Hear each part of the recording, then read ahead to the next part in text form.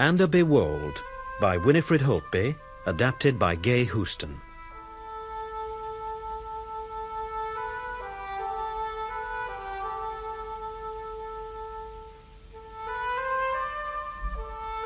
December 1912.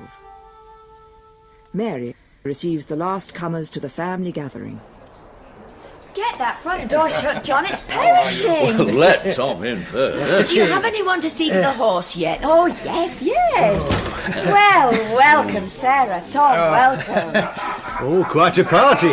Will you come straight in, Sarah? I'll take Sarah up to our room first, John. Tom, for goodness sake, use your handkerchief. There's a drop on the end of your nose. Well, it goes with Drear Night in December. I'll take Mr. Tom's coat, sir. Oh, thank you. Well, John, I suppose we must congratulate you. Yeah. I still think it's a pity you left Littledale and came down to what I would candidly say is a commonplace farm on a village street with a mortgage as long as your arm. Well, we've paid it off now, Sarah. Took 10 years. Come on, Tom. Shall I take your coat up for you? I'm coming. Put the kettle on, Violet, will you? We'll mash the tea when I come down. I've started cutting the ham. I hope that's right. I brought a decent plum loaf up for John. Oh, there's so much to eat. You can't see the bed for coats. Oh, it's a celebration. And a fire.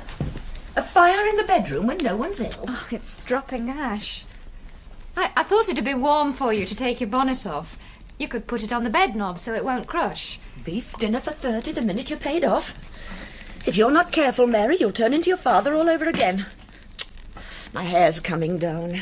Father, lying in this same bed, in this same room, drunk, all red and laughing, holding onto the bedpost and shouting at the servants and at me. How old was I?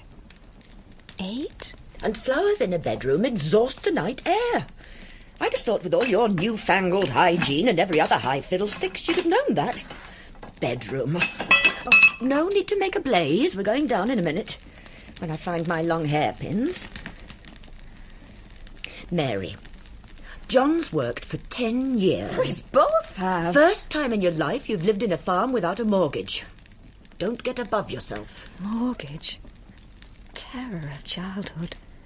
Like a great, footless, consuming, silent beast who would ooze out of the night sky, ooze through the night corridors and eat the house away, throw you in the street, take your food, take your clothes away.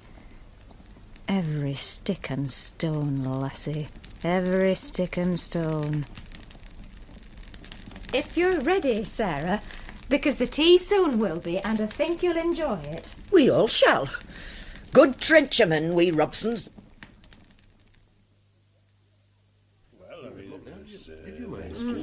Would you fancy a slice more chicken, Mrs. Bannister? Come on, Sarah. I'll carve you a slice. Well, I just don't know how you do it, Mary.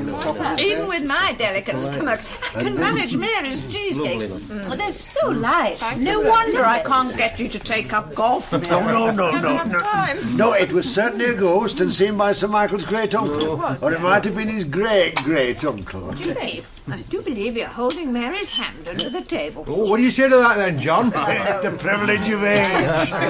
Well, he's 87 next month, you know. 87, is he really? Where do you send your doilies to get them to stand up so nicely, Mary? I do all the laundry here, Aunt Jane. Oh, now do try the ham. It's our own. Or a tea cake. There's spiced bread on the sideboard if anyone fancies it. Will you set the glasses now? Born a Robson, married to a Robson. Mary knows our preferences. I think I do. Yeah. Farm stock, farm food. I will have a look. John! Like Well then, Sarah. that looks nice. Why didn't you show that short-horn bull of yours at York? You know there's nothing in the whole North Riding to beat it. We're not showing yet. It's too expensive. I put the question to John. The champagne, John. Goodness me, Tom, oh, one of you do stop Uncle Dickie. He's going to make a speech. He always says something dreadful, then he can't sleep for nights afterwards. Thank you. I thought we'd have some champagne as it's such a special day. That's nice. Lovely. Well, we have come together on a most auspicious occasion. It's just 10 years since John crossed over the edge from Littledale and dug up his hat in Anderby, as you might say. And as well as marrying our little lass, he married into a mortgage. A bad business, we all said it was too. Yeah. I mean, sorry. And now they tell me the last payment's made. And the farm's back among us Robsons as it should be. Just keep the toast, Dickie. Yeah, so it seems as if all that's wanting, when you think of it, John being near on 50, is for them to hurry up and get us a youngster to have the farm. Oh, Dickie. Oh, my God. Families. Ladies and gentlemen, I give you John and Mary Robson of Anderby Wold. John and Mary. Yeah, John and Mary. Us Robsons. Don't forget the old ones. Cheers. Well, come on then, John, let's have you. Come on, John. Speech. Yes. You can do it, John. Come on. Oh, no, I can't. Come on. I can't. Well, not any more than that gardener at Edenthorpe. When he had to reply to the vote of thanks up at all, he stood there, umming and ahhing, till his wife stands up and says, "Any talking that's done at our house, I do it." Oh, it's not true. Get up then, Mary. You might take your Well, Come on, Mary. I'm not much of a speech maker either. Okay. Go on. I can only say thank you all very much for being here. And you, Uncle Dickie, for your good wishes. Well, I hope you'll all be here again off. Sarah believes that Mary cares for nothing but her farm and that people should think she's a wonder. John and I could never have managed if you had not stood behind us. It mayn't seem much to have done, but it's a great thing to us that Anderby's safe. I can't do better than the old toast. Here's to us, all on us, where we're never wanting out, none on us. Nor you, nor me, nor any on us, nor me neither. Well said.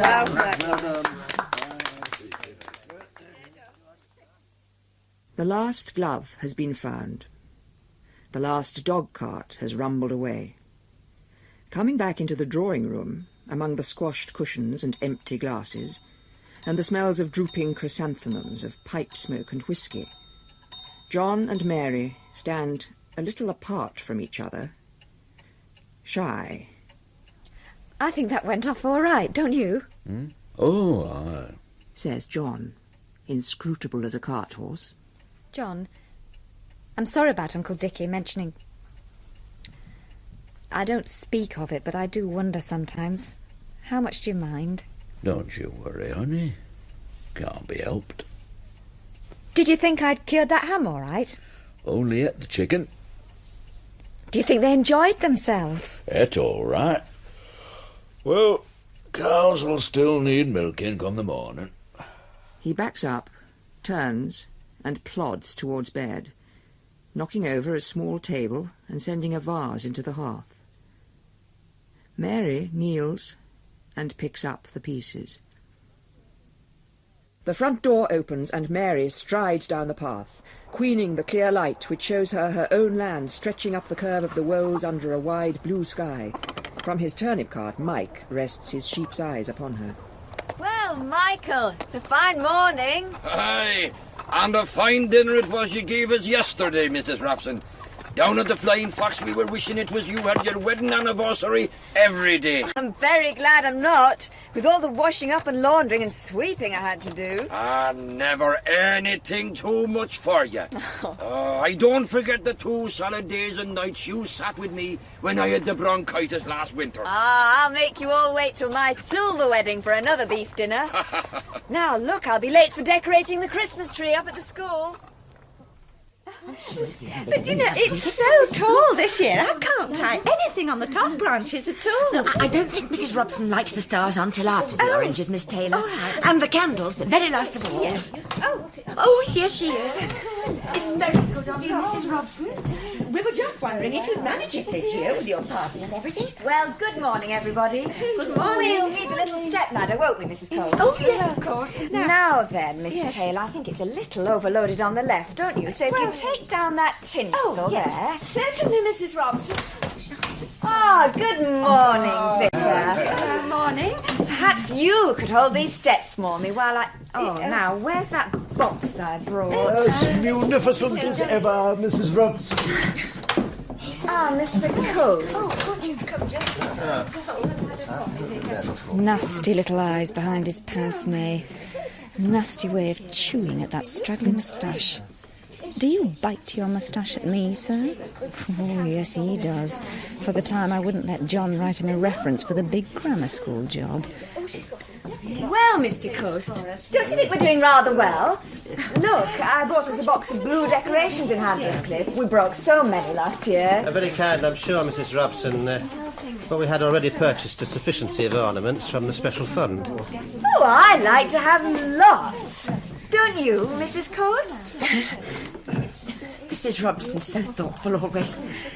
And I hate to see a tree looking bare. Right, now, I'll have some red trumpets, please, Mr. Slater, for these top branches. Yes, and Miss Taylor has the angel for the summit. Oh, yes, A German custom, you know. Oh, yes. Mrs. Robson, Yes? there's a little matter I should like to speak to you about. Certainly, Mr. Coast. What is it?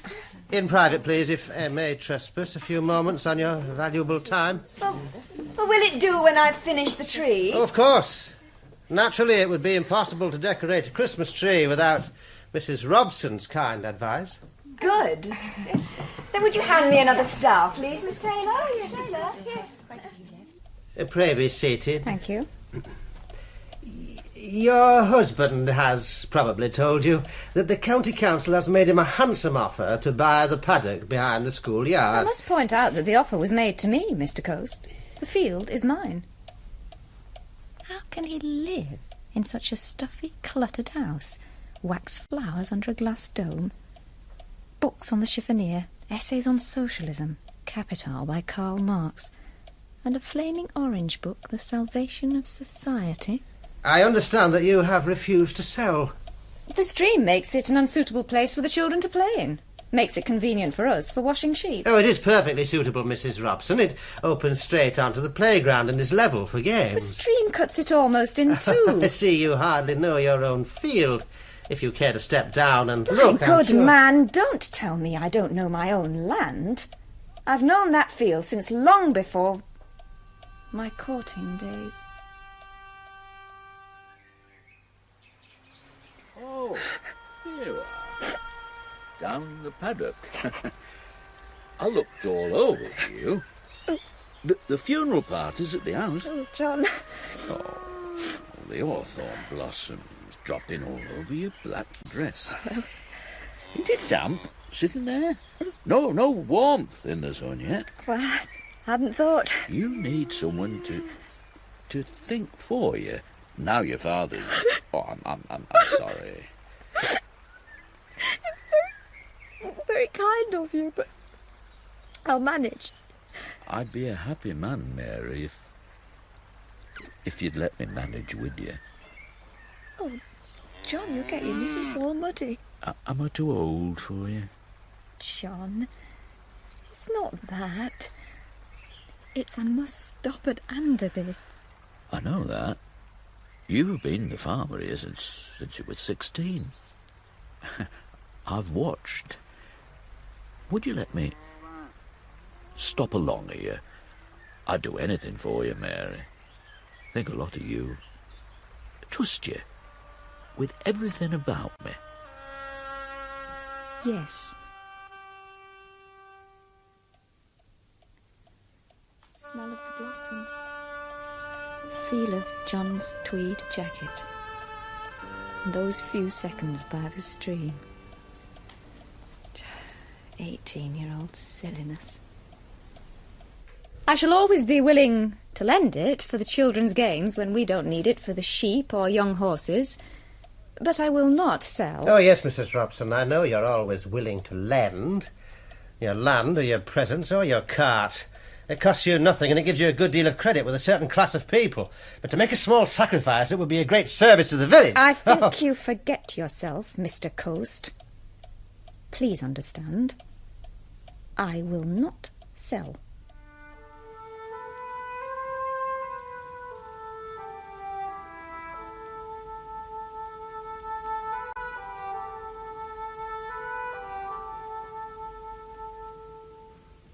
Christmas comes and goes in a drift of sorrowful rain. Mary lies awake in a grey early morning, knowing the long drive to market this afternoon will be muddy and raw and fog-bound. Beneath the eiderdown, John is a sleeping walrus beside her. Shall I light the candle, Ma'am? And do you want the wall oven lit this morning? Yes, please, Violet. I'll be baking for the Wesleyan tea. John's beard above the sheet. Wait for the question. What's the time on it? 7:15. Every morning for 10 years and 6 weeks. Wait for the follow-up. Is it time we were starting, eh? As if you can't even decide that much for yourself. I think so. Violet's brought the hot water. Suddenly, Mary would like him to look at her long hair and soft neck. She stalks the compliment. Hey, John, what a giant you are. No wonder they call you Big John of Littledale. His hand fails to find his dressing-gown cord. He holds the garment round him, yawns, and slouches across the room without answering.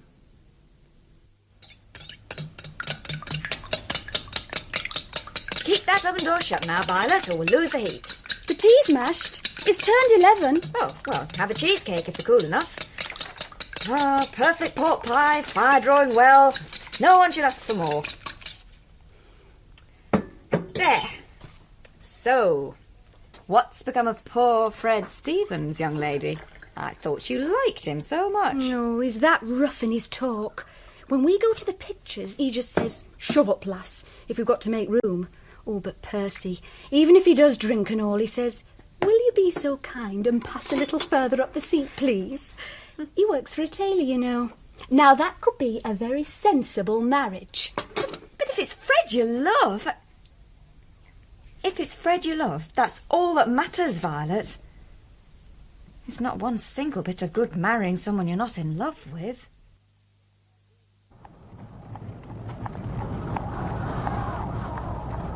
Shall I take you straight to your Aunt Jane's? Or are you going to shops first? Oh, drop me at Petunia Villa, same as usual, John. Same as usual.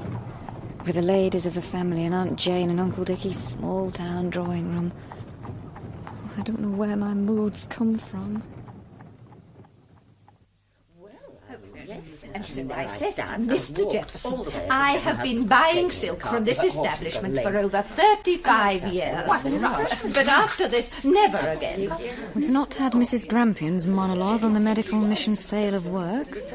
Oh, first Sarah's contribution on the question of servants' duty.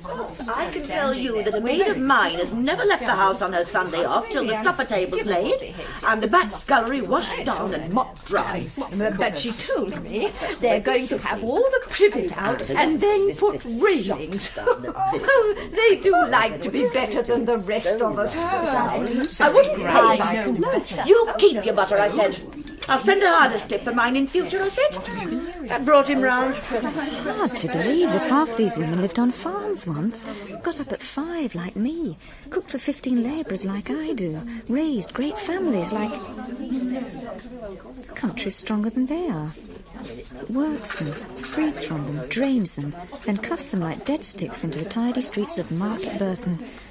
And their talk's got as much meaning as the noise of dry leaves blowing on pavements.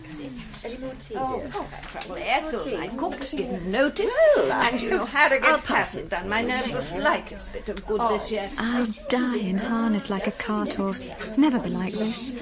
Worst of all, to be like Sarah. Still grudges her brother to me. Stews in venom, scraggy old hawk, watching and hating every change on the farm. I've only dropped in for a moment. No sugar, thank you, Aunt Jane. Now, this is Ursula. Hello. She plays golf, you know. Very well. Championship golf. I should be home. We've got people in for bridge tonight. But Foster would go down to the market. Such a bore. Yes, she plays bridge. And she drives herself about in a motor car. Those suede gloves will have cost a pretty penny. Careful, you spill my tea. Well, they've all sat up now you've come in. Little fires in the dry kindling. What? How's John? Sarah's noticing how short your skirt is. You've not answered my question. John's all right. John's all right. It's Mary who isn't. I'm turning very odd. Did you see Foster in the marketplace? That hat! I said I'd dance on it, but he still sticks it on his head. What would you do to stop him wearing it, Mary? I'd burn it. Oh. There. After all that careful tongue-holding this afternoon, now I've uttered another of my famous remarks. All next week it will go about Market Burton. She said to burn it. She said she'd put Foster's hat on the fire. Mary Robson burnt her husband's suit because she didn't like it. Oh, she always was headstrong. Foster's going to Scotland next week. You'll go too, then? The doctor says I'd better stay put for the moment. Oh, Ursula. Oh, you don't mean... Have you told anyone? I want you to tell them, but not till I've gone. They make such an ungodly fuss. So, you're doing your duty for the Robsons, then? I wish Foster wasn't leaving me alone. I'd like a tiny bit of attention. Well, come to Anderby Wold. I mean, the village keeps me very busy, but... Oh, John's so silent. Oh, would you like a bit of company? Oh, do come to us for a visit. You're sure the journey didn't tire you? I should have had Violet light a fire in here. Now, these 2 drawers are empty, so I'll help you unpack. Open my dressing case, Mary, and powder your nose. Go on, and try my perfume. Foster brought it from London. Well, I'll leave you to have a cup of tea and rest a minute. I have to be at the school. You can't go out. I've only just got here. That's really rude. Now look at this nightgown. That is genuine Brussels lace. Well, there's a boy John needs on the farm this spring, and Mr. Coast is making trouble about it. He says he hasn't reached the 6th grade. Well, he's 13. Blouses on the left, please. Oh, and I need more hangers, Mary. Well, I'll get you some. A great boy of 13 chalking pictures at a school desk. We need him on the farm. Mary, I want you to take an interest in clothes more. You're only 28, but you dress like a schoolmarm yourself. I am here on a mission of mercy to make you take an interest in your appearance. It's all very well for you, Ursula, but I have to run a village. Now, there's the tea. Bye-bye. I brought you your breakfast in bed and a fresh hot water bottle. There you are, and this old shawl for your shoulders. Oh, Mary, you're forever bearing thoughtful trays. I've got my satin bed jacket, so there's no need... Now then, what about a book? There's nothing to hurry downstairs for. I'm pregnant. I'm not an invalid. I want to get up and have you show me this famous village of yours. So if Violet will just run me a bath... Oh, well, we've no bathroom yet. I've only had a maid for 6 months. That mortgage... No bathroom? Oh, you poor things. If I don't have a bath every morning, I feel positively filthy.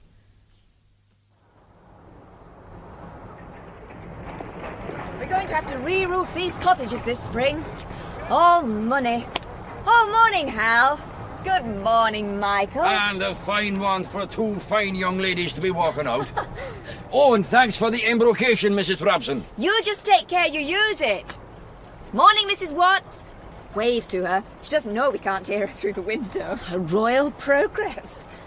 And who's this one coming along? Oh, be careful of that puddle. It's the schoolmaster. Good morning, Mr. Coast. Oh, is he deaf? I think the sun was in his eyes. Mary, now that thing's paid off, why don't you take up golf? Live a normal life. Break out a bit. Just because dear old John's 50, you don't have to... Look, this place is all that I care about. I don't believe you. You need... Perhaps you need to do your wifely duty and have rows of little babies all in frills. Well, it just doesn't seem to happen. Anderby's more than children to me. I know I can make it the most prosperous, the best cared-for village in the whole North Riding. And that's more to me than frills and gallivanting. Hello, Mr. Fawcett. Have you got a book that'll interest John for his birthday? You're looking tired, Mrs. Robson. Oh, well, we've had the Institute dance and the hospital whist drive and 2 new babies all inside a week at Anderby. I think he'd like something about farming, something fresh. I think we've both been a bit dull since my sister-in-law's visit finished. Now, for excitement, I think I can safely recommend...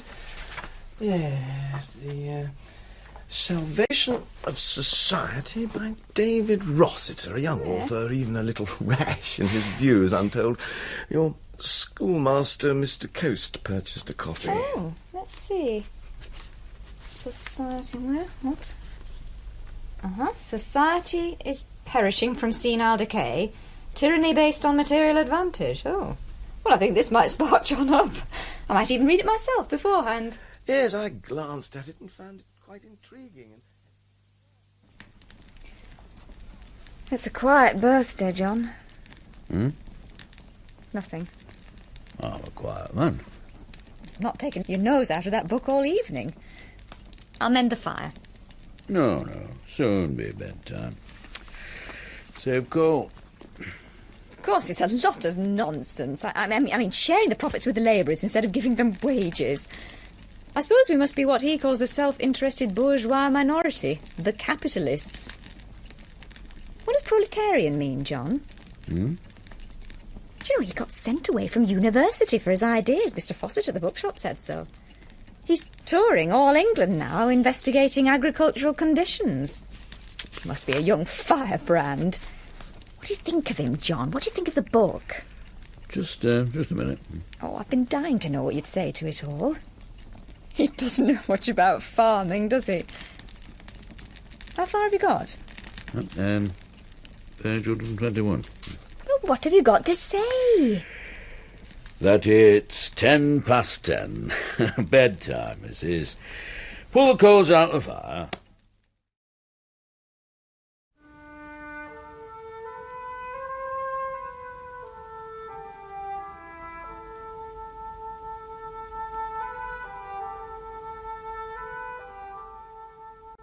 March sunshine on the sprouting wheat. Cirrus cloud high in the wide blue sky. Mary, walking back from Littledale, finds that she wants to race with the wind, to jump, to shout, to sing. Good land lies all around her, marled, manured, ploughed by countless Robsons before her grandfather and then father, and now John. Fiddlesticks to that Mr. Rossiter who thinks it is easy to own land. It owns you if you care for it, and I do. Who's that? Eli, wait! Stop beating that boy! He's an Isla, ma'am. Needs a bit of stick. Come here, Jack. Oh, Mia. Now, what have you done? 10 o'clock, I send him to get a cart forked up with turnips, and our later has nought done and he's nought to say. So you send a boy scarce out of school to do work you're supposed to do yourself? To fork turnips into a cart he's too small to reach? He's idle. I'll do it. I'll do it. It's not the first time, Wait. We don't beat boys at Anderby. You've been told before. Come on now, stop crying, Jack. You're not hurt, really. Ears always bleed a lot. Wait! I'm ashamed of you.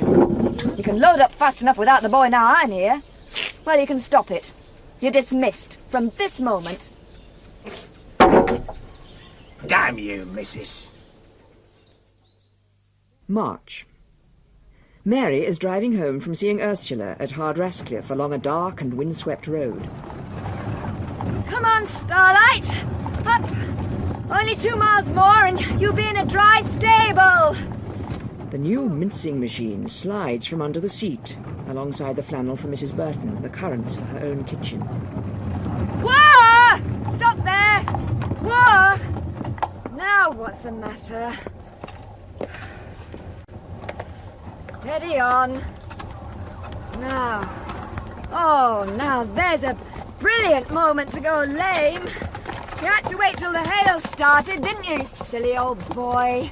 Come on, you're all right now. Stand still. There's it. Whoa, whoa, whoa. Is anything wrong? Can I help? Oh, you're frightening the horse. Well, hold the lantern. Have you got a knife? Can't I do it for you?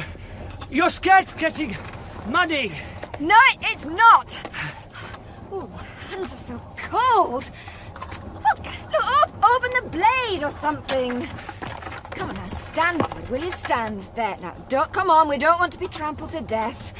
Stupid stone. Won't you let me try? Oh, very well then. There. All right. Steady. There's a good boy. Got it! Oh, Starlight now! Come on, whoa, steady, boy. Are you hurt? No, bone's broken.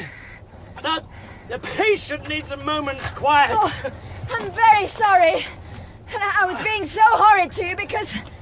Well, you startled me, you see, and really I was longing for someone to come. I think I'm going to be sick. I'm most awfully sorry. Where did he kick you? Oh, is it bad? I'm no more than winded.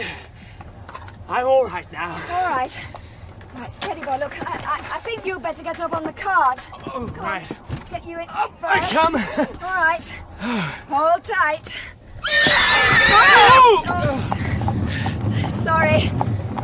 He always starts off like that. I should have held on to him when I got the stone out. I always ruin things just at the end.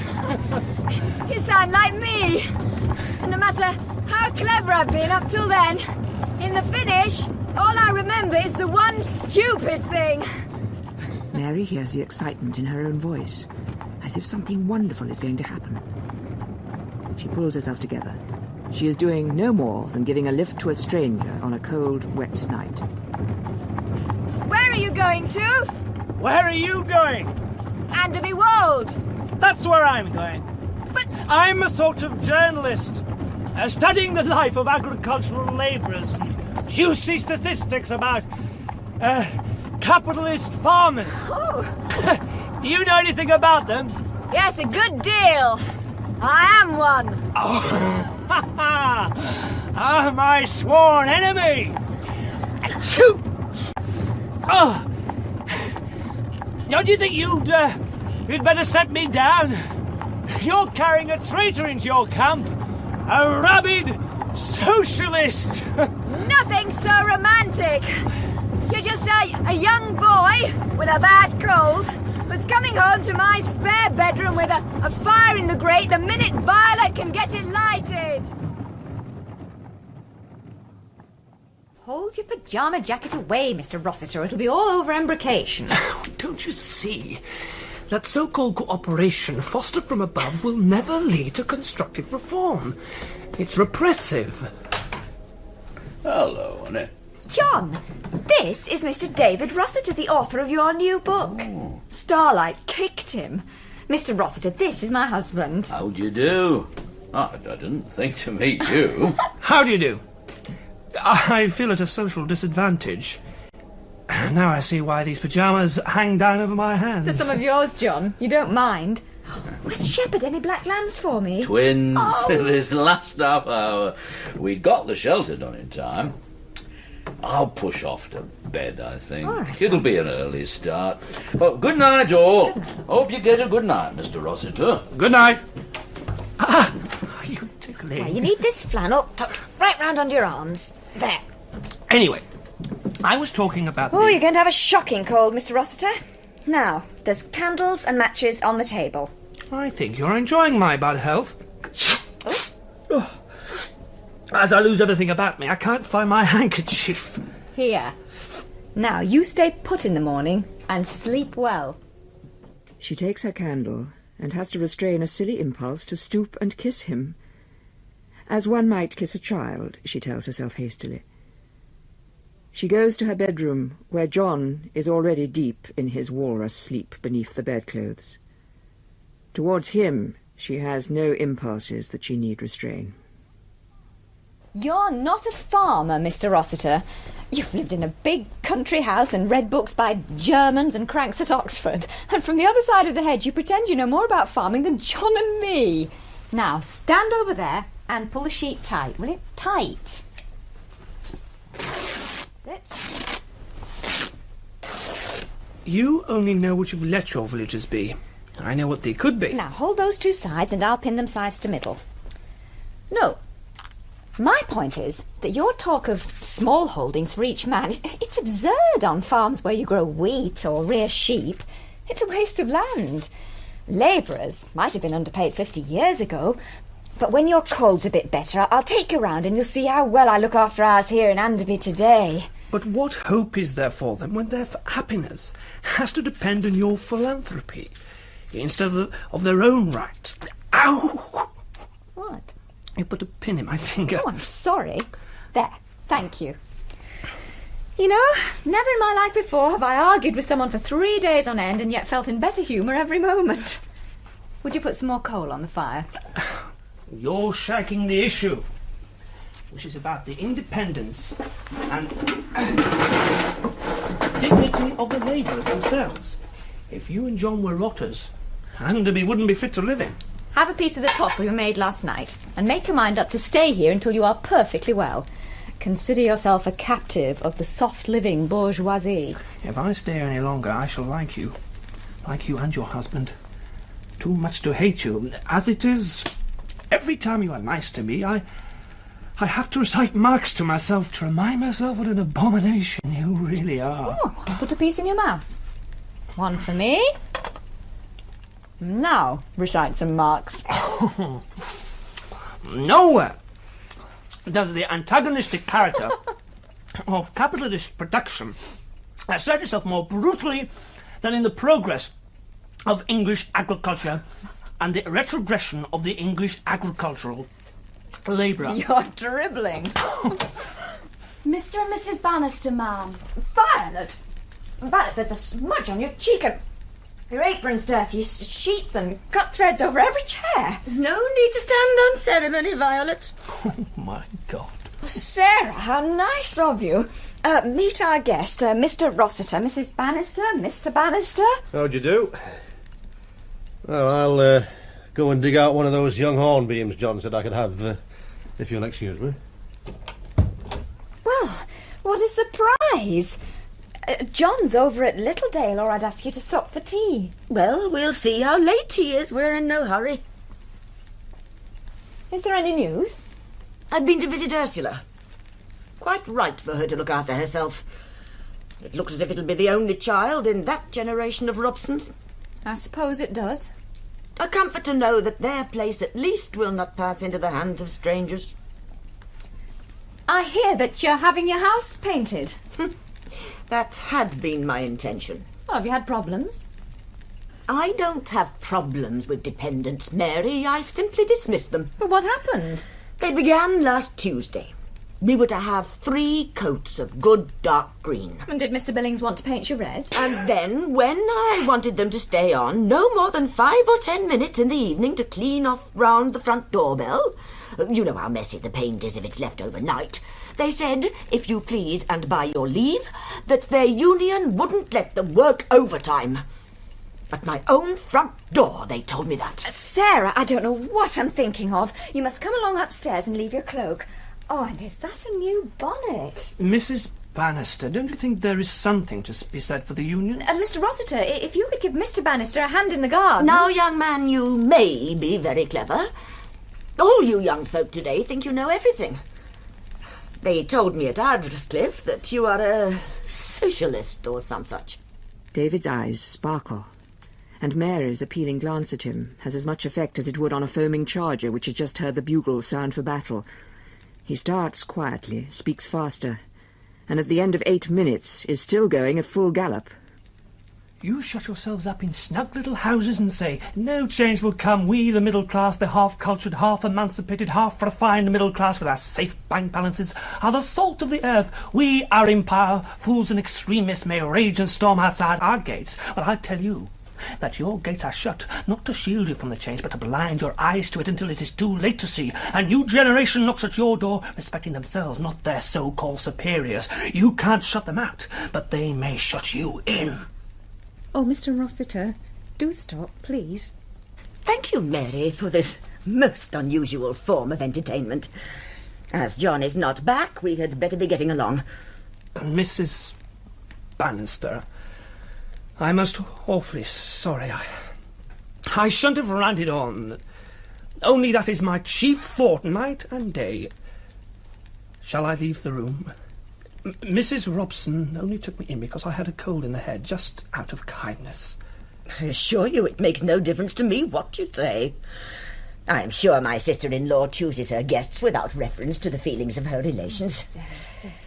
But let me tell you that I have read all that sort of stuff in the papers that my maids leave around the house. You and your like nearly always end in prison, and a lot of fuss over nothing. Mary, tell that gardener, stableman, whatever he is of yours, to bring my dog cart round, if you please. It was very kind of you to call. Oh, Mrs. Robson, that was insufferable. I can't tell you how sorry I am. Oh, don't be upset. I'm sure it must do Sarah good to have a mental shaking up now and then.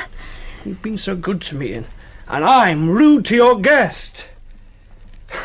And I've got to go out now into your village and tell your labourers that they're ill-treated and generally unsettled things that are quite happy as they are. And there's no knowing where it'll all end. There is no knowing. When he looks at me like that across the table. I'll have to leave now. Today. You can't help it. You're made like that. I think it's far better to be carried away by your ideas than to have no ideas at all. There've been moments, Mr. Rossiter, when... Hello, then. Keeping yourselves amused, I hope. Now, what's for tea? Mr. Rossiter's going to leave us, John. To preach his socialism? That's a fool's job, lad. You'll get small change out of Anderby. Far better stay here and amuse Mary. You know, she looks a deal brighter since you're coming. I've tried to stop him, but he's going. Today. At 6 o'clock the next evening, all Anderby is having tea. From 50 chimneys in the valley rise columns of white smoke. At the Wold farm, Mary and John sit in silence over boiled eggs, while their yesterday's guest sits alone among the china spittoons and cold tobacco smoke smells of the green-painted, sawdust-floored smoke-room of the Flying Fox. As he has not the price of a set supper, he sets himself, instead, to warm his hands at the tiny hearth. Praise be my Lord for our brother fire, bright and pleasant, mighty and strong. Oh, you still here? Mrs. Todd, there's no flames left at all. That fire has celestial closing time. I dare say it'll burn through in an hour or two, when the paying customers come in. David passes those hours in nostalgia for Mary Robson's warm house, her buttered tea cakes, her hot whisky and homemade cheese. I'm not a genuine enthusiast at all. I don't want to talk to labourers about their lost souls. Steps sound in the passage. The latch rattles. And the sacked labourer, Eli Waite, comes into the room and flings himself on the settle. Ezra Dawson follows him. Silence. Your wife's had her fourth, then? That were early. Here's luck to her. And the child. I've no drink, but here's luck. Luck? Tell with luck. Well, Master sends Mrs. Spine on you in the fields and you won't lick her boots like other fond fools and she gets you chucked out. That's luck. Who was it turned you out? Who does out in this village? Who kept schoolmaster from a better job? Who pays starvation wages and stops the women's mouths with slices of Christmas cake and Easter buns? You ask Ezra here if Willoughby's weren't going to pay his mate Wilson £3 a year more till Robson's told them what they paid their men and warned them to go no higher. Oh, now come on, Eli. That's right. She's all right, 'tis our Mrs. Robson. Well, you haven't. By 9 o'clock, the room holds more than a dozen men from the village, glass in hand, beer in belly. The fire blazes a red shine onto all the faces as they turn in one direction to where David, hair in a fiery halo, arms flailing, blazes too. Beasts! Beasts! And you were born to be gods! Keep it up, sir. You're getting them to see that the farmers are enemies. I'll tell you, tonight I've heard my own ideas better said than I could have spoken them. I'm a man transformed. Why don't you get up now and demand a higher wage? Well, I'll tell you. Because there is no cooperation among you. David speaks more quietly, explaining to them how to form an agricultural union. As he talks, his eyes go to the uncurtained window, and the round moon riding high, followed by tattered clouds. For some seconds, he feels the emptiness of his rhetoric. the hopelessness of what he is trying to do. Then the Irishman, full of Guinness, speaks David's own doubts. Sure, and it isn't Mike O'Flynn you'll be telling as a beast, without feeling the weight of his fist for your trouble. So you're satisfied with your condition, are you? I'll fell the man with a word to say against farmers, the same including our Mrs. Robson. For when I had the pneumonia and the pain in my chest... Now, come on, Mike. Come on, Mike. We've heard that one a time too many. Have you got more to say, Mr. Rossiter? No, I think I'll take a turn outside and stretch my legs. Clear off. Maybe I'll see you all here tomorrow night. Out in the chill and dark, the moon still mocks his fiery talk. He feels despicable for rousing Mary's own workmen against her. Well, it seems that we are fated to meet on the road at night. Florence Nightingale, with a napkin-covered basket on your arm. You look so startled. Do walk up to our house and have some hot whiskey and lemon with John. Mrs. Watts is ill, so I must just run up there first. No, really, no. He tries to raise his hat, finds he is not wearing one, turns and hurries off in confusion, leaving himself and Mary deeply upset.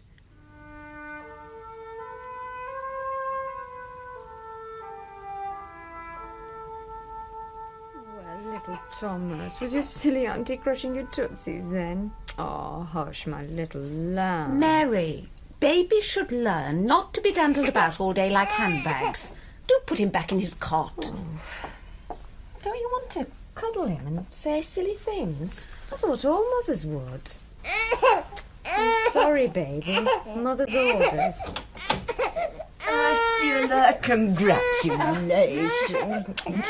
It's not the Robson name, but that's up to Mary. Fine pair of lungs he's got. You must be pleased it was a boy. Oh, it's like a florist in here. Overheated. We only brought these few daffodils. How sweet. Ring for nurse, Mary. Oh, yes, of course. Well, Mary, your little friend's brought out a regular stinger in this week's Clarion. My little friend? A socialist chap who set Sarah by the ears. Rossiter. Coddling and short, the article's called. Coddling your men and paying them short. And there's a bit about snatching boys out of school before the legal age. Oh, a regular stinger. You don't let her see. Mary? Yes? Give me that little flowered cushion for my head. And look at the necklace Foster's bought me. Who's a handsome baby, then? Stifling. Suddenly, Mary finds the complacent smells of talcum powder and hot milk and perfume overwhelming. Her hand darts to the newspaper Tom has brought with him. Oh, Ursula, I've suddenly remembered an errand. I'll have to go. Tell John to wait for me if he arrives. Out now, quick, away into the shower-washed streets above the grey and silver sea, along past flat-chested boarding houses to a chilly seat in a glass shelter on the esplanade. Oh, David. David. Shame. Made myself a laughing stock. Too many feelings. Seeing him again in the village last week. Just asking him to tea and he's... I'm sorry. I have an appointment with Mr. Coast. With Mr. Coast? And now he's writing all these articles in the newspapers. He shouldn't. He should talk to me about them. I do understand. Of course I understand. What does he say? You, the masters of hired labour, think you hold certainty of the men being were. Those alone are kings and queens who sit enthroned above their generation and rule circumstance. Rule circumstance? See Sarah's face. But I could, if it was best for Anderby. I'd call him back. Help him form a union. A change. John! John, stop, I'm here! I want you to take me home. Take me back to Anderby. How's the matter, honey? What about visiting Ursula? Straight home, please. Now.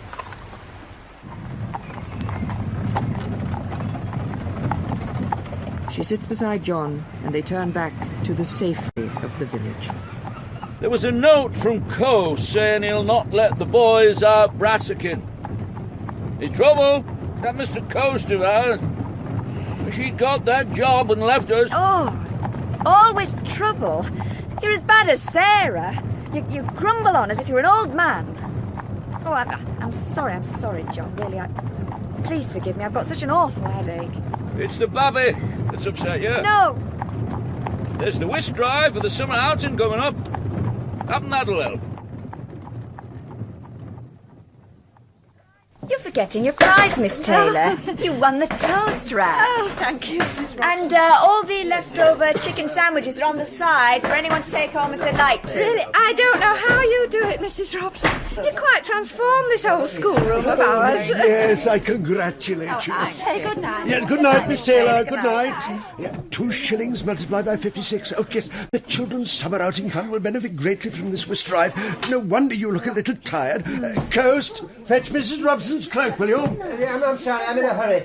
I've got all this room to put straight before the children get here in the morning. Oh, come, Coast. Well, I'll stay and help you, Mr. Coast. Of course you would. Good night, Miss Dawson. Night, Miss Good night, Weeks. Vicar. Good night, I'll see you to the Mrs. door. Rice. I'll see you to the door, Mrs. Robson. You've been looking quite off colour for weeks past. I do seem a bit done up, thank you. Well, good night, Mr. Coast. Good night, Mrs. Coast. She did provide a lovely supper, Ernie. For God's sake, don't call me Ernie. Sorry, Mr. Coast. Shall I make us a cup of cocoa? Cocoa? No. My head's thumping with the racket from those Toadian villages, and I've got all these desks to put back. Not that I get greatest thanks from the vicar or anyone else for my contribution to the fund. I'll help you. I'll go to bed. Anyway, I've got a letter to write too. Who's the hot pot, then? And who's the Manchester tart? I'm the tart. Just coming, sir. Excuse me. One moment. Just finishing this sentence. Good day. I think we've met. Hunting's the name. Secretary of the FLU. I wrote the letter in last month's Clarion, which was printed next to your article. Oh, will you sit down? Can't spare long. I've had a rather intelligent letter from the schoolmaster in the village where you did some propaganda work. Anderby. Was his name Coase? Asking me to form an Anderby branch of the Agricultural Labourers' Trade Union. Oh. You don't sound overjoyed. They're not ready for it. Not in Anderby, no. Except for one or two with a personal axe to grind. Coase thinks differently. He wants me to go over there and have a look round. I shall need your notes on the place. If you've made any. This sticks like a lump of still dinosaurus. I wish it wasn't Coast. Wish it wasn't... What have you got against the man? I don't like his moustache.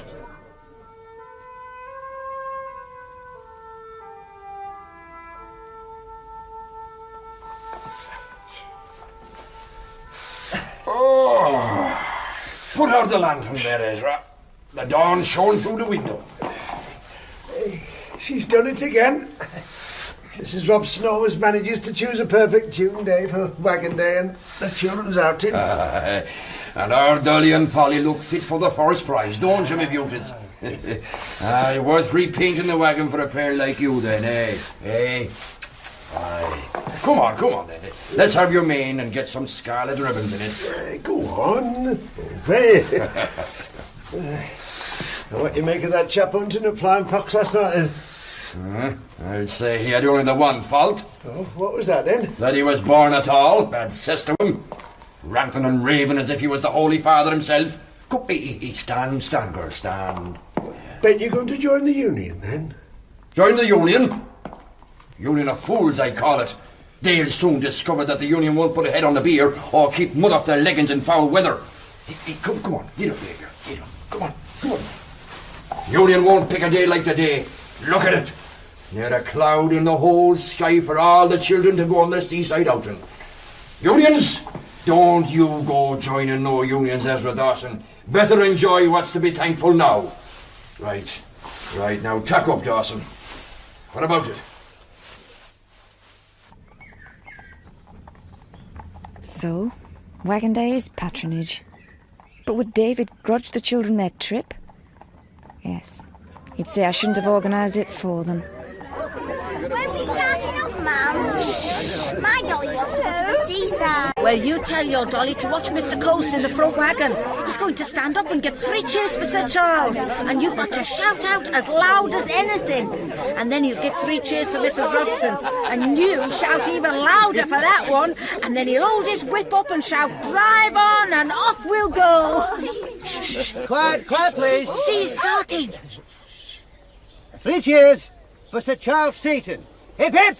Hooray! Hip, hip! Hooray! Hip, hip! Hooray! Right. And now, drive on. He never did the other one. Not Mrs. Robson. Oh, never mind. Keep smiling. Wave if they wave. I'm going to cry. No. I'd like to shake Mr. Coast till his pince-nez fly off their string. Pain. Don't let anyone see. There.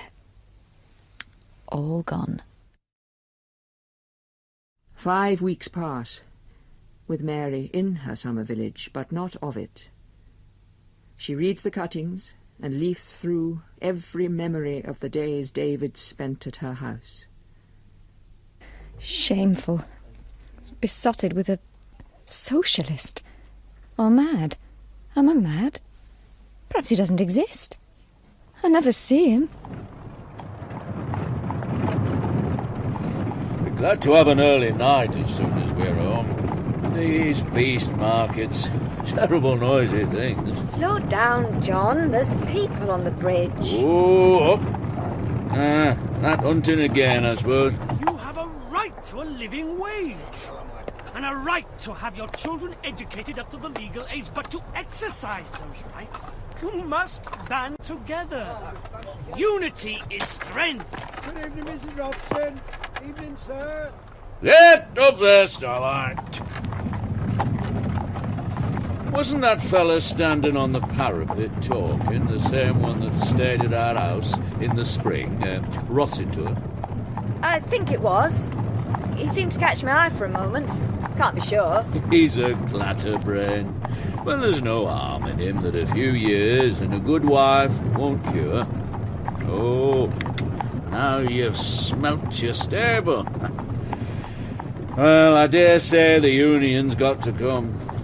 Invite Rossiter to call if you see him. Willoughby says the union's no trouble, where master and men get on all right. Oh, John, you make the union sound like a dose of mumps or something. Oh, I didn't mean to offend, honey. I wonder if Mr. Rossiter will call on us. He sees he's getting a tandem. He says he'll take me rides all the way to Adderscliff on my day off. For goodness sake, Violet, bring me that sheet and put the lid on the copper. I can't see for steam. I think you're out of sorts, Mrs. Robson. I think it'd do you good to have days off, same as what I do. I'll mash us some tea in a minute. Help me wring this sheet.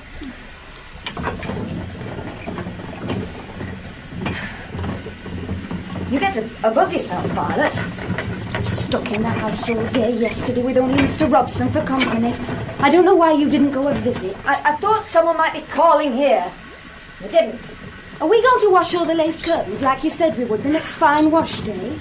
We haven't got any dinner to make with Mr. Robson over at Littledale. No. I'm stifling in here. You can drain the copper. The moment I've hung this last line of washing out, I'm going to change my clothes and go for a walk. A long walk. Within half an hour, Mary is out of the stackyard and climbing up the chalk hill road that glares white under the fierce July sun. She is ready to cry, readier when she hears footsteps on the dry road behind her. No privacy. A bramble catches the pale green muslin of her skirt, pricks her thumb, and springs up to catch her sleeve as she releases it. Oh! Let me help you. I heard someone. I had no idea it was you. Violet told me you put on your best dress and set off up the hill. I nearly had a heart attack trying to keep up with you. You did call, then? I'd hoped that you'd call. I wanted to apologise somehow. I'm not over fond of Mr. Hunting, and I know you hate interference in your village, though I mean it's no more yours, really. Mrs. Robson, you look very pale. I think it's the heat. You'd better sit down.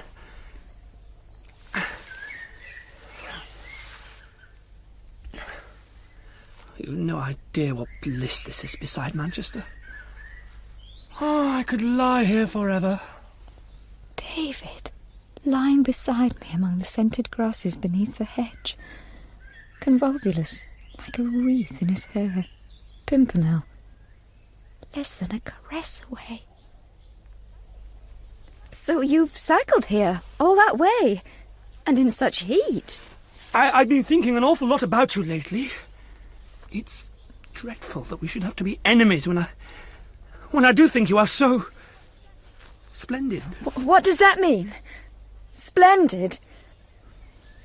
His eyes are so wide. Am I leaning towards him? He is to me. Oh, kiss. Arms around each other. Did he mean to? Did I make him? Smell his skin. Feel the roughness of his beard. Weep.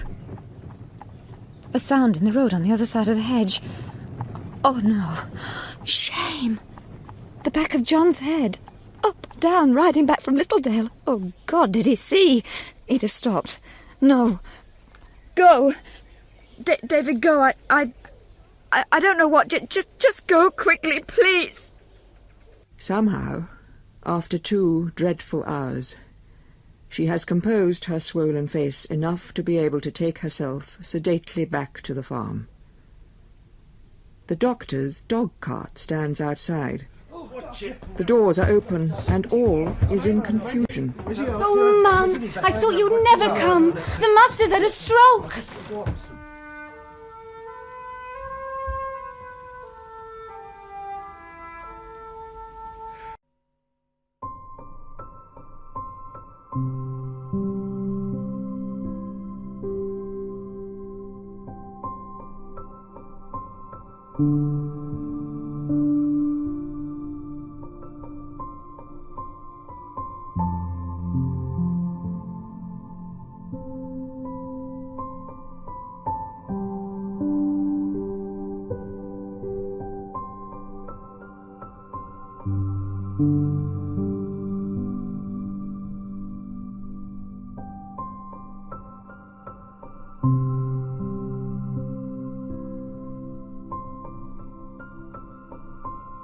It's almost 10 days now, isn't it? Tell him he's doing fine and that he can get up on Saturday as long as he takes it easy. That's all right, Mrs. Robson. I'll see myself out. Thank you very much, Doctor. Mrs. Robson? Yes? That farmer from over the wold is here. The young one, Bert Armstrong? I put him in the dining room. I'll see him.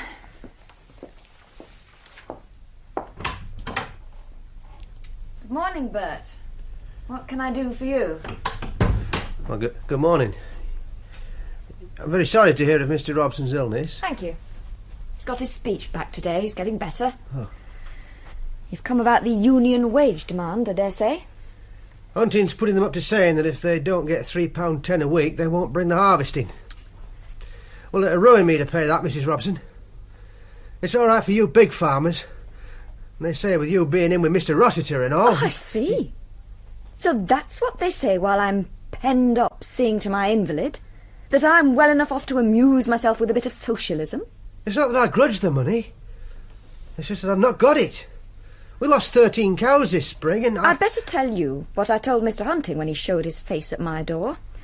I said that if ever there was a real need, then I would raise the wages. But I'd fight all men from Manchester with their half-baked ideas of reform. I'd fight them to my last sheaf of corn and my last penny. Now you can report those words as mine to anyone you care to in the village. You're not going to pay, then? If the men strike, then the farmers will get their own harvest in. If it ever comes to that, which I doubt. And we'll all turn a hand to each other's farms. It's a weight off my mind to hear you say that. I've not been sleeping. Mary sends Bert away cheerful, and then turns back to the darkness of her own house. Easy to deal with agitators with threats of strikes. Easier than to enter John's bedroom and look once more for signs in his face that he saw her in the field with David, that has caused his stroke. Well, John, doctor's pleased. And Sarah's sent 6 peaches. Would you like one with your lunch? Any talk of that hunting? No, not a word. Everything's quite normal. That Rossiter still here? No. Why should he be? He left on that Monday after we saw him on the bridge. Oh, did you speak to him at all? He called that Monday afternoon, when you were taken ill. I thought Violet said you were out. He followed me up the lane to apologise for behaving as he has done after being a guest here. John, what is it? It gets boring down here with naught to do. Oh, well, I've got a letter to write, so I'll go down now and do that, and then I'll bring you up a tray. Back in the dining room, Mary takes David's well-worn, still unanswered letter from her pocket. Dear Mrs. Robson, I cannot imagine what you think of me. No, that's clear enough. That he has not the slightest idea that for 2 hours after he left me there in the field, I planned to follow him to Haddrescliff Station and then to anywhere. What happened in the cornfield was my own fault, but not my intention. Please believe me that it was quite unpremeditated. Of all messages, the one I least wanted to hear from you. Dear Mr. Rossiter, I quite understand. I expect it was the hot afternoon. Now we will forget all about it.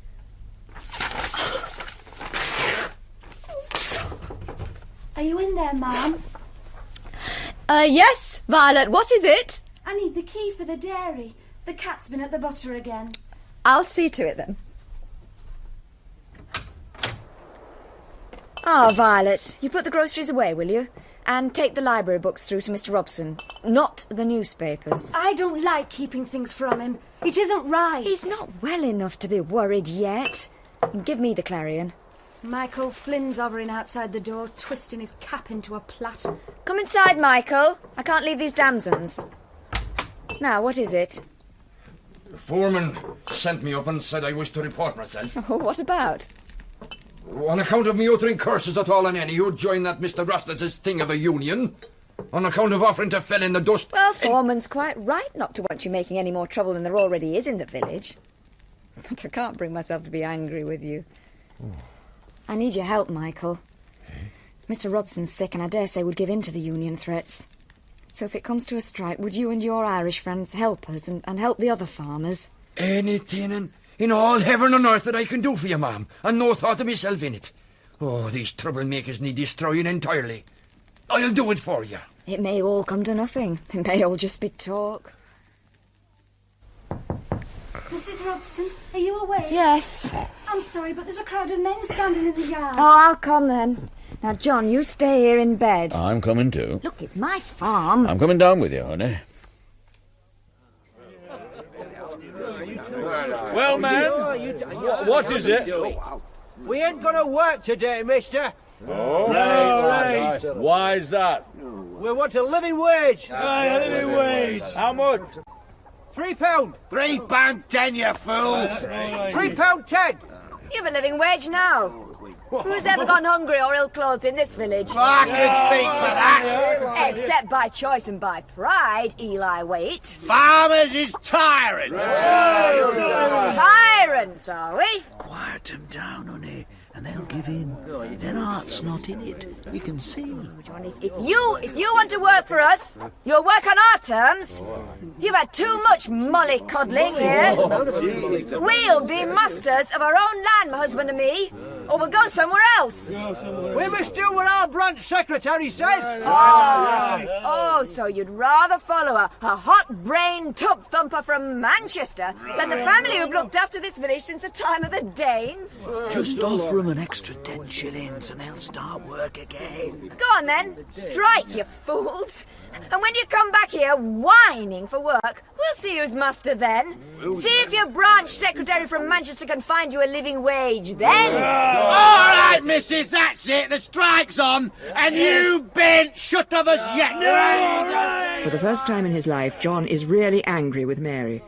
As the men slouch out of the yard, he rounds on her. Well, missus, you've done it now. You've really done it now. I thought you had more sense. And I thought you had more spirit. Have you had enough, dear? Pass the queen cakes to Aunt Jane, would you, Ursula? These childless women. I'm sure if she had any feeling, she'd take John away from Anderby. First a stroke and then a strike. Well, being an invalid, one's nerves get shattered. Like the time I came back from Harrogate and found that Lily had given notice. I'm glad to see the doctor allows you so much cake, Aunt Jane. Oh, well... Of course, I'm very fond of Mary. But she does always seem so terribly pleased with herself. Oh, that she does. I suppose women with that rather domineering temperament don't have any deep feelings. No. They just love a fight. Well, it wouldn't do Mary any harm to hear a few home truths. Well, that I have to agree with you. Mrs. Mary Robson. Hello. How peaceful you all look. Oh, I am pleased to be here. They were lovely damsons you sent, Sarah. I made jelly. Will you have some flapjack, Mary? Jane? I'm surprised that you were able to get away. Why? Oh, you mean the strike? Well, of course the strike. We're worrying about it if you're not. And how's my brother standing up to it? That's what I want to know. How on earth are you managing? Are you getting the harvest in? Is it true that you and John are going to retire after this year, Mary? Retire? Good heavens, no. John has always been so sensitive since he was a boy to any adverse feelings. All the worry must convince you that you must give up farming at Anderby. I've walked into an ambush. Get out. I must get out. At this minute, John and I must go on farming at Anderby or our neighbour's ricks will not get built. Thank you so much. Bye-bye. Hateful room, full of tongues that cut like glass. I'll step outside with you, Mary. No, Sarah, I really must run. Come and get a few tomatoes before you go. Yours are always the first ripe. Mary, John will have to give up farming. You just want him back here under your thumb. You've always been jealous, thought I didn't appreciate him properly. And do you appreciate him properly? What do you mean? He gave up his own farm at Littledale to work like a servant for you at Anderby, paying off your and your father's debts. I had no debts. I can't do it. I'm a cross old woman and not very happy. But I do have eyes in my head. It seems dull to you to come and live in Market Burton. Well, it is dull. But we all have to face it sooner or later. I'm going to fight it out in Anderby. And I'll take care of John, too. The rarest courage is in giving way graciously when it's too late to fight. I couldn't do it. But I want you to. You're all in a conspiracy, because you're out of things and I'm in them. And no, I sound rude, Sarah, but I've made up my mind. Now, what about those tomatoes you were going to give me? Seated on a vegetable marrow, with barley tickling the back of his neck, Mr. Coast grinds his teeth and jabs with angry speed at the notes of the opening hymn of the Harvest Thanksgiving service. Yes, it is gathered in. Every last wretched sheaf of it, thanks to that soft fool Rossiter coming down and stopping the strike. In the mirror above the organ, he sees Mrs. Mary Robson singing erect and triumphant in the front pew, glorying, no doubt, over his humiliation. Almighty and most merciful Father, we have heard and strayed. Quiet, boy. There's a note for you from the vicar, sir. We have Give it followed here. too Stop much reading it. devices Ow! and desires of our own hearts. We have offended Dear against Coast, thy holy laws. Would you We kindly have manage left undone those not to go things so we fast ought with the to have done, hymns? and we have This is done not a those trial of things strength. we ought not to have done. Outrageous impertinence. There is no help in us. I'll have it your own way.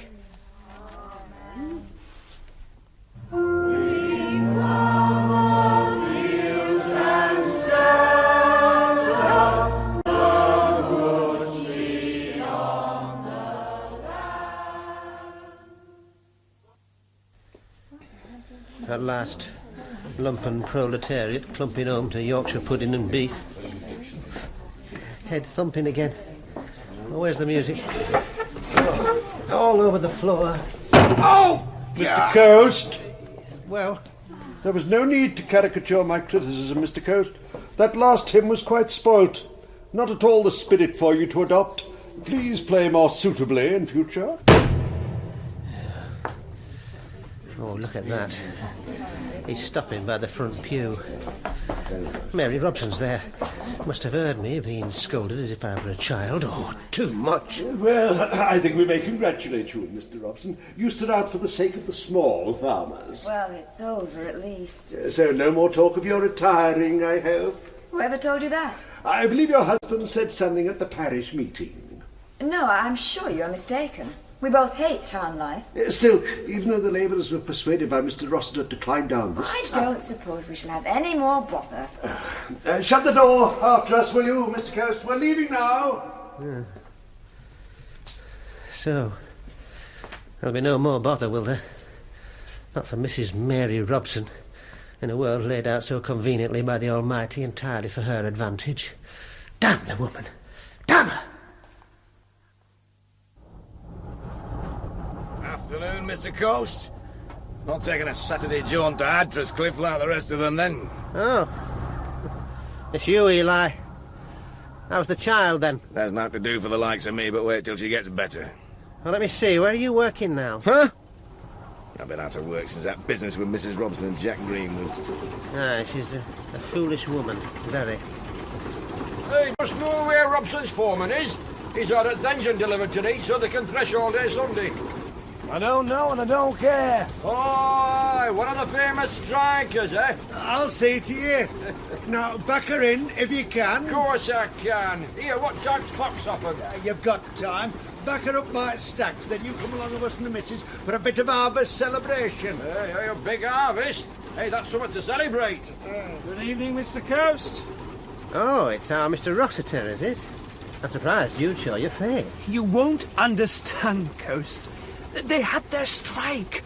A great thing happened, and the men of Anderby will never be the same again. What's so different for me, then? I'm still out of work. You know, you're a romantic, Mr. Rossiter. It'll all be just the same. Patronage, complacency. And look at that farm, bulging with grain and pigs and cattle and horses. People like the Robsons are stronger than us. Is Mrs. Robson in, do you know? Oh, so that's why you're here, to hobnob with the enemy? She's gone to Ardresscliff, along half the village. I'll be on my way, then. I hope your luck changes, Eli. Easy for an unattached man to speak of luck. But when luck is a woman who's got a knife into you... the wind is definitely increasing. We'll have a blustery night. And a dry month behind us. The beck's reduced to no more than mud. Bond showing bottom. It'd be a sad business for the Robsons if luck... if a spark from that traction engine fired their ricks. No, I would. All the farm buildings to windward of the stacks. There was a stack fire the other side of Market Burton on Wednesday. Either a spark or someone starting it. Possible to tell. What are you driving at, Mr. Coles? Oh, nothing. By the way, did you hear the rumour that if there's one more bit of trouble, then the Robsons leave the village?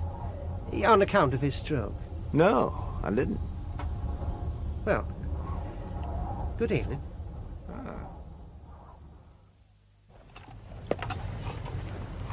Just hold the pony's head till we're out of the yard, Hostler. Now then, John. Come on. Up you get. It's going to be a rough ride. Well, we'll be home well before the storm. All right, let her go now. Right. Night. Right. Good night. Right, right now. I saw young Rossiter this morning. Oh! Thought I was rid of him. Thought I exercised him when I fought the strikers. And now my hands tremble at the sound of his name. You saw him in Ardresscliff, then? In Anderby. In the street this morning. In the village? Is he staying, do you know? Said he was off this evening. Did he ask after me at all? No, I don't think so. He seemed a bit flurried. Ashamed, I'd say. Though in the end, I reckon he did the gentlemanly thing. It was along here. You picked him up first, wasn't it? At this crossroads. Have you got a cold coming on, honey? No. Not too far now. David being sick in the ditch. David in the parlour holding sheets for me to cut. David beside me in the field. A couple of years and all this union and everything will be forgotten. I'll make Anderby the best village in the Wolds. Our village, John. Anything you say, honey. You know best. John, a great, kind, ineffective old sack of potatoes that I must carry with me till he dies. While somewhere in the world, Quicksilver Copperknob David lives, burns in the battle I want him to win. But not here, not in this little monarchy. It's all I've got. Who's burning edge clippings on a Saturday night, then? There can't be. Look out! Shouldn't cycle without lights. That you, Mrs. Robson? I'm fetching fire engine, your stacks are going up. That's bad. In this wind, none of it fresh. Oh, come on, Starlight. Hold tight there, John. Come on! She stops for no inquiry, but leans low and sends the pony forward at a gallop. Dark trees and hedges stream past. At the top of Church Hill, they see a glare of red, throwing the shape of roofs and chimneys into black relief. The cart descends the hill into Anderby, and at last Mary draws up outside the stackyard gate. Before her rise the flames from 24 stacks, merrily blazing. Is that you, Mrs. Robson? John, don't just stand there. No, honey, no. Are the fire stables safe? There's one right against them. Oh, Mrs. Greenwood, take these keys. Get someone to fetch jugs and pans from the house and make a line from the pump to the stables. Jack, rub this pony up. I'll do it fast. Ezra's doing it, ma'am. Are the animals turned out? They had to put wet sacks on their heads. 2 men got kicked. Dawson, don't slop the water. There's little enough of it. Was it a spark from the engine then? The chef said it was, but Michael Flynn says it was lit on purpose. He ran out the yard shouting, now he's done it, now we'll get him. I wish he'd stayed to help. Where are they? Oh, Mr. Rossiter went off to get the fire engine. And Constable Burton? He was here, only someone fetched him up the street. These buckets were heavy. Oh, Mrs. Robson, the constable says I'm to wash you. There's been someone hurt. Can they bring him in your house? I'll come with you, Jack. Now, what happened? Someone shot that fellow. What did all the talking? Oh, poor Mr. Hunting. No, not him, ma'am. You're not the wit there. Don't speak like that. Can we take him into the house, Mrs. Robson? Yes. I've done it, you see.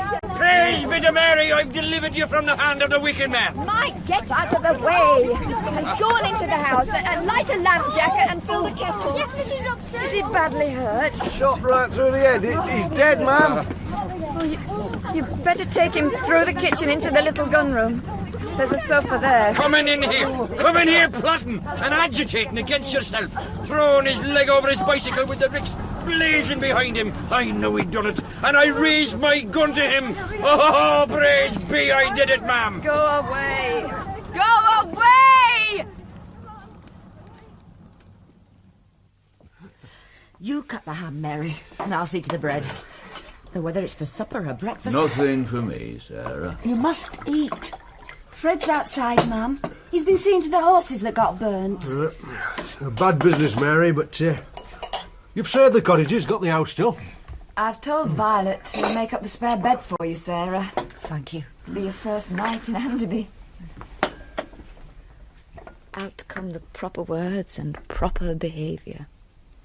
On the gunroom sofa, David's red hair still flames alive, though he lies still, his feet sticking up under my best bedspread.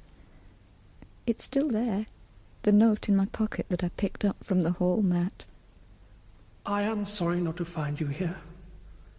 I wanted to apologise again for my recent behaviour. You know, too, that I still believe that Anderby is run on a pernicious system of patronage. It would be so splendid if you could realise that from this false good, true evil will certainly arise. You disable your villagers by doing your sort of caring for them. Well, there's all the insurance to sort out.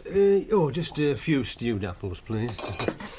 Yeah, I'll get on to the brokers in the morning. No more tea at this time of night, thank you. Eli, wait.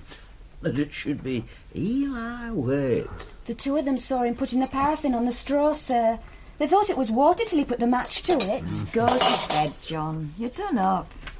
And you, Violet. Reckon you're right, don't it? I'll be off. Thank you all. Good night, John. Well, I'm going up too. Fred's sorry he ever joined with those strikers. He's a good lad, really he is. I know. Yeah, get some shut-eye, Violet.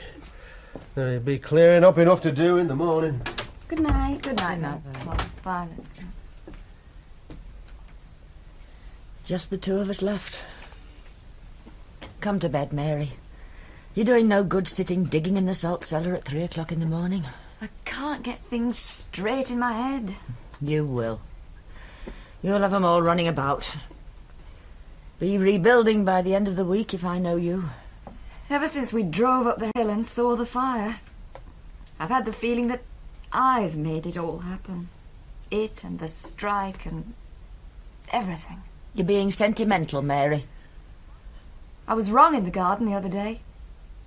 John must go to Market Burton to live now. In the morning, I'll tell Toby to put Anderby up for sale. It's the right thing. Though hard for you. Have you thought? Without me here, Mr. Rossiter's ideas are going to take on like wildfire in this village. Have you thought of that, Sarah? Get some rest. I'll lock the doors for you. You go up, I'll do it. You're doing right by John, Mary. Alone downstairs, except for David in the gun room, Mary opens the curtains on the sodden dawn. The storm has finished. Steam and smoke still rise from charred rafters. Mary smells the burnt straw and an autumn scent of mushrooms in wet grass. The sun shows gold through the mist over the hills. Goodbye, Anderby. Give you to David now. No, not mine to give.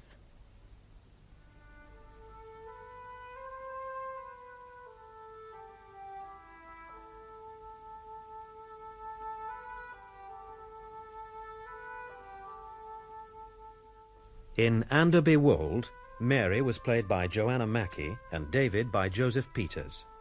Derek Smith was John and Alison Fisk the narrator. Sarah and Mrs. Coast were played by Lorraine Peters, Tom and Mr. Coast by Nigel Anthony, and Janet and Miss Taylor by Rosalie Williams. Robert Keegan was Uncle Dick and Ezra Dawson, Eileen O'Brien, Ursula and Mrs. Greenwood, and Keith Clifford, Mike and Hunting. Violet was played by Jane Dowell and Eli Waite by Jack Carr. Jason Littler was Jack and Jenny Lockcraft the child, and other parts were played by members of the cast.